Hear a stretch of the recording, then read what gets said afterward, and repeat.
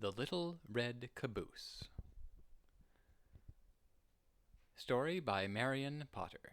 Pictures by Tibor Gergely.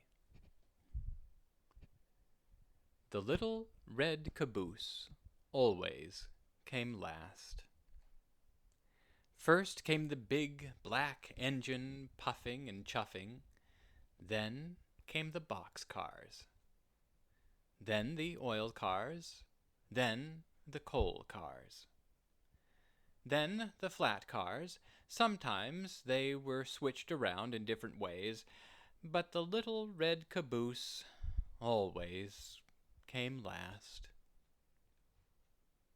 Boys and girls waved at the big black engine. They listened to the box cars and the oil cars and the coal cars and the flat cars go clickety-clack. But by the time the little red caboose came along, the boys and girls were turning away, because the little red caboose always came last. "Oh, smoke," said the little red caboose. "I wish I were a flat car or a coal car or an oil car or a box car so boys and girls would wave at me. How I wish I were a big black engine puffing and chuffing way up at the front of the train.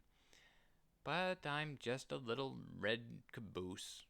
Nobody cares for me." One day the train started up a mountain. Up went the big black engine. Up went the box cars. Up went the oil cars. Up went the coal cars. Up went the flat cars. Up went the little red caboose.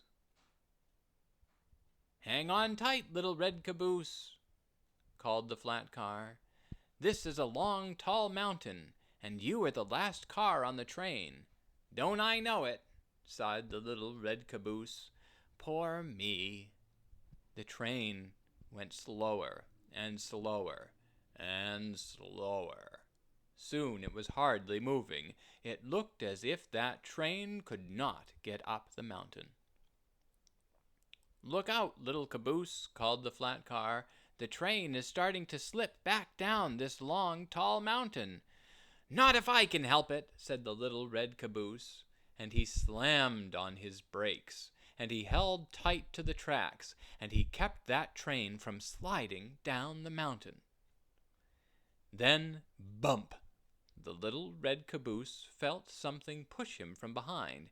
It was two big black engines. They pushed the train up to the top of the mountain. "We couldn't have done it," said the big black engines, "if it had not been for the little red caboose." Everyone cheered, and the little red caboose nearly burst with pride.